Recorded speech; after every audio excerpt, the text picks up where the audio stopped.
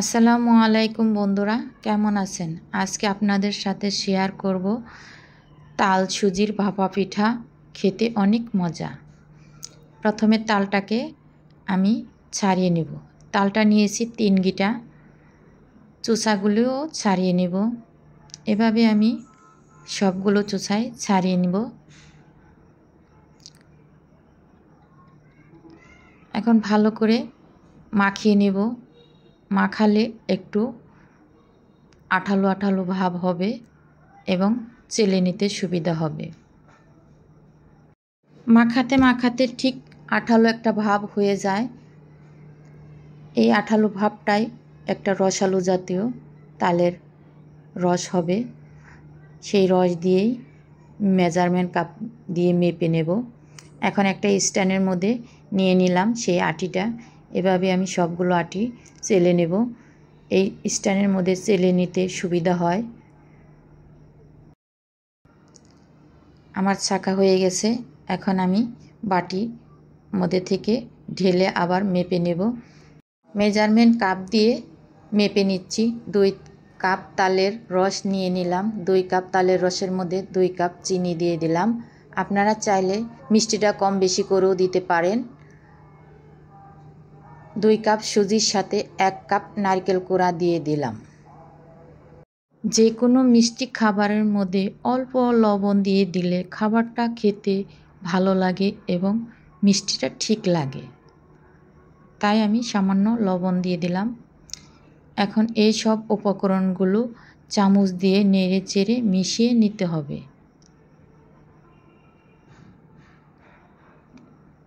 বেশিরভাগ সময় ভাপা পিঠা খাওয়া হয় শীতের সময়, আর এই ভাদ্র মাসে তাল সুজির ভাপা পিঠা খাওয়া হয় তাল পাকার সময়।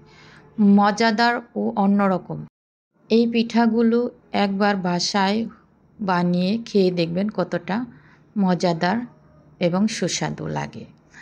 3 চামচ কর্নফ্লাওয়ার সাথে 3 চামচ গুঁড়া দুধ এবং 2 চামচ ঘি মিশিয়ে নিলাম।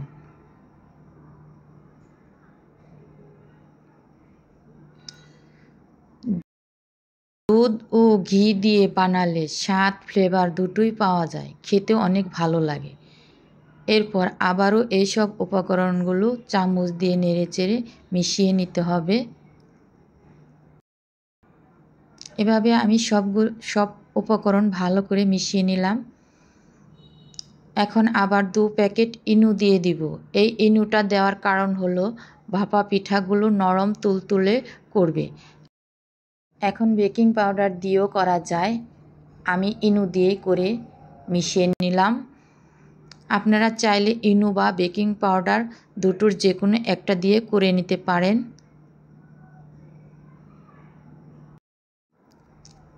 এখন মাখানো কমপ্লিট, রেস্টে রেখে দেব 5 মিনিট।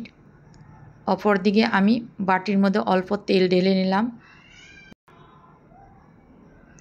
বাটির চারদিকে তেল মাখিয়ে নিব যাতে ভাপা পিঠাগুলো লেগে না যায়।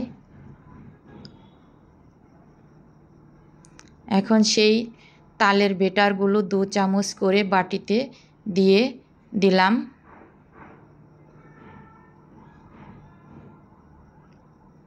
হালকা একটু ঝাঁকিয়ে নেব সেট হয়ে বসার জন্য। কিছুটা বাদাম দিয়ে দেব দেখার সৌন্দর্যের জন্য। ভালো লাগবে আর খাওয়ার সময় দাঁতে পড়লে আরও বেশি ভালো লাগবে। চুলায় আগে থেকে প্যানে গরম পানি বসিয়ে রেখেছিলাম, তার উপর একটা স্ট্যান্ড বসিয়ে দিলাম। এখন বাটিগুলো বসিয়ে দেব এবং ঢাকনা দিয়ে ঢেকে রাখব। ভাপে সিদ্ধ করে নেব 20 মিনিট।